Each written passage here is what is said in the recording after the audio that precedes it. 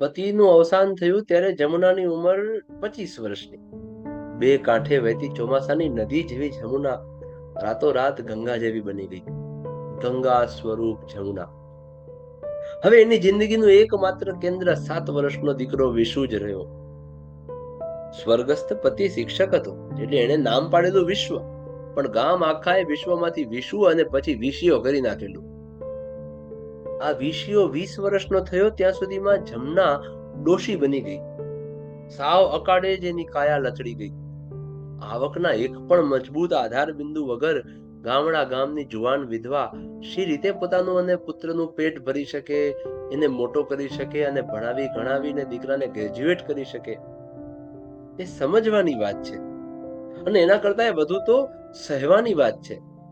જાણવા કરતા પણ વધુ તો જીવવાની વાત છે, જીરવવાની વાત છે. બેટા, હવે એક જ અવરખો છે. જમનાએ કોલેજનો ઉમરો પાર કરી ચૂકેલા વિશ્વ આગળ અંતરનો પટારો ઉઘાડ્યો.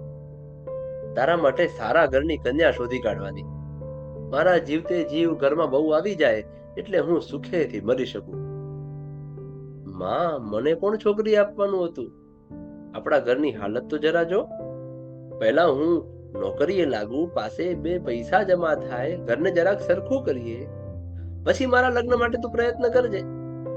બાકી અત્યારે તો પણ જમના વહુ માટે ઉતાવળી થઈ હતી. ઘરમાં વહુના ઝાંઝર રણકતા હોય એનો અવાજ સાંભળવાની એને તાલાવેલી લાગી હતી. પોતાની હેસિયત ભૂલીને એણે દીકરા માટે કન્યાનો હાથ માંગવાનું અભિયાન આદર્યું. પહેલું વેણ એણે બાજુના ગામના સરપંચ કાનજી પટેલની દીકરી કમુ માટે નાખ્યું. ગાલાવેલી એવી કે કોઈ ત્રાહિત માણસ દ્વારા કહેવડાવવાને બદલે પોતે જાતે જ પહોંચી ગઈ. પછી કાનજી પટેલ પણ શું કામ બાકી રાખે? જમના બોલી દઈએ પછી એમણે શરૂ કર્યું.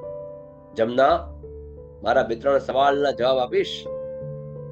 કેમ નહીં, હવે તો આપણે વિવાહિત થવાના. પૂછો ને જે પૂછવું હોય તે. તારી માલિકીની જમીન કેટલી છે? કાનજી પટેલ 400 વીઘાના જમીનદાર હતા.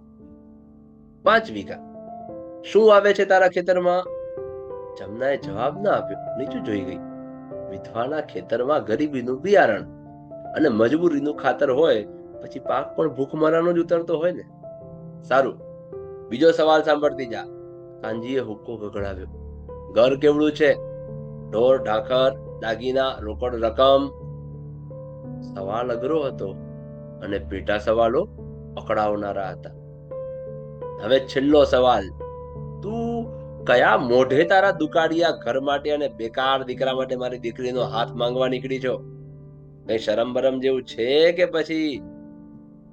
જમના યાચકની દશામાં આવી ગઈ. એવું ન બોલો સરપંચ. મરનારની આબરૂ સામે જુઓ, જીવનારાની હાલત તરફ નહીં. અને મારો વિશુ કોલેજ પૂરી કરીને નીકળ્યો છે, એ કાયમ થોડો બેકાર રહેવાનો છે. કાલે સવારે એને નોકરી મળી જશે. ભલે જમનાભાઈ, તમારા લાડકા દીકરાને કલેક્ટરની નોકરી મળી જાય ત્યારે પાછા માંગુ લઈને આવજો, હું ના નહીં પાડું. કાનજી પટેલે કટાક્ષનો ચાબુક વીંધતા વાક્ય પૂરું કર્યું. જો ત્યાં સુધી મારી રાજકુંવરી કુંવારી રહી જશે તો. અપમાનિત થઈને જમના પાછી ફરી ગઈ. પછી તો અપમાનોનો સિલસિલો ચાલ્યો. માધાપરના મોહનભાઈ એને બાવડું જાળીને ડેરીની બહાર ફેંકી દીધી. તો ગાંઠડીના ગોકળ પટેલે કાનમાંથી કીડા ખરે એવી ગંદી ગાળો વરસાવી. જમનાએ થોડોક સમય પૂરતું પુત્ર વધુ ખોજ અભિયાન મોકૂફ રાખવું પડ્યું. 2 વર્ષની રજળપાટ પછી વિશુને અમદાવાદમાં નોકરી ચડી ગઈ. જમનાના ટાંટિયામાં નવું પેટ્રોલ પુરાયું. એને પાછું દોડવા માંડ્યું. છટાદરા ગામના મથુર પટેલના ઘરે જઈને ઊભી રહી. તમારી ચંપાનો હાથ મારા વિશુ માટે માંગવા આવી છું. કઈ લાયકાતના જોર ઉપર? મારા દીકરાને નોકરી મળી ગઈ છે, હવે બેકાર નથી. જાણું છું, મથુર પટેલ હસ્યા. તારો તેજસ્વી દીકરો અમદાવાદમાં વટવાની કેમિકલ ફેક્ટરીમાં 1300 રૂપિયાના માસિક પગારની નોકરીમાં જોડાયો છે. ફેક્ટરીની અંદર જ એક ગંદી ઓરડીમાં પડ્યો રહે છે અને વાસ મારતો ગંદુ પાણી પીવે છે. અહીં મારા ખેતરમાં સાથી તરીકે જે ખેડૂત કામ કરે છે ને, એને હું 12 મહિને 25,000 રૂપિયા આપું છું. અને વરસ આખાના દાણા પાણી તો જુદા.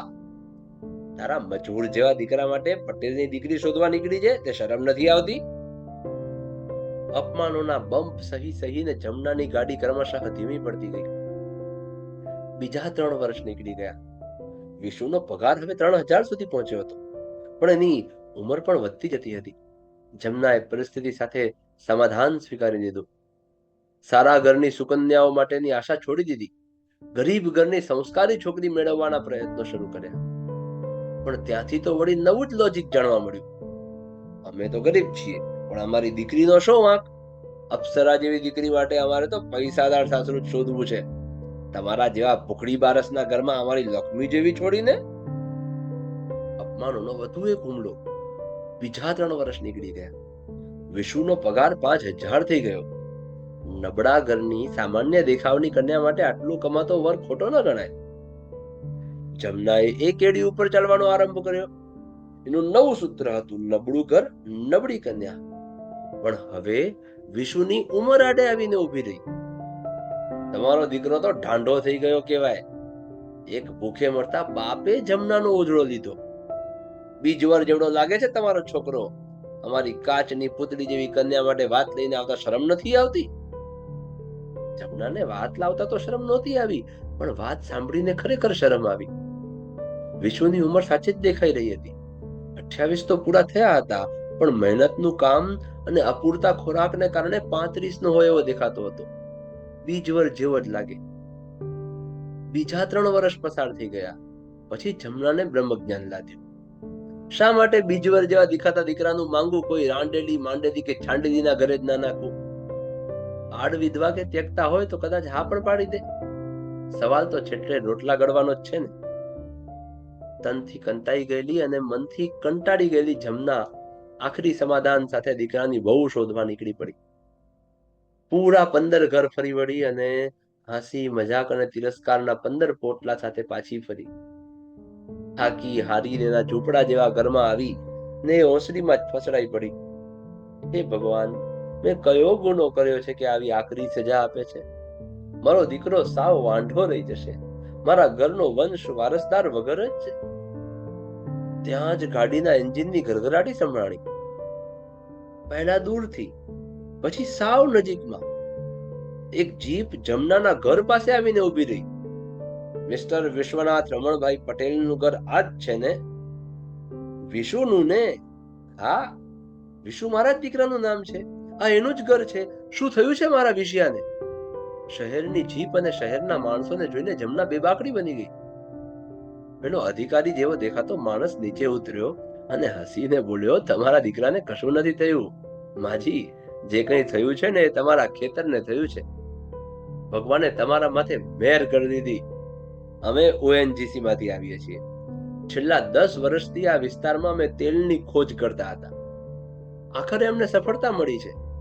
તમારા ગામની બહાર એક સાવ ઉજ્જડ ખેતર પડ્યું છે. એ 5 વીઘાની જમીનમાં ઊંડે તેલનો ભંડાર દટાયેલો છે. આજુબાજુમાં પથરાળ જમીન છે, પણ અમને તપાસ કરતા જાણવા મળ્યું છે કે એ ખેતર તમારું છે. જમનાના દીકરાનું નસીબ ઉગડી ગયું. 5 વીઘા જમીનના પૂરા 1 કરોડ રૂપિયા મળ્યા. આજે 1 વર્ષ થઈ ગયું એ વાતને. જમનાની ઝૂંપડી હવે ભૂતકાળ બની ચૂકી છે. ત્યાં અત્યારે વિશાળ મેડીબંધ હવેલી ઊભી છે. આંગણામાં 10 ભેંસો અને 15 ગાયો છે. 100 વીઘા જમીન ખરીદાઈ ગઈ છે. 35 વર્ષનો વિશ્વ જમીનદાર જેવો જાજરમાન દેખાવા માંડ્યો છે.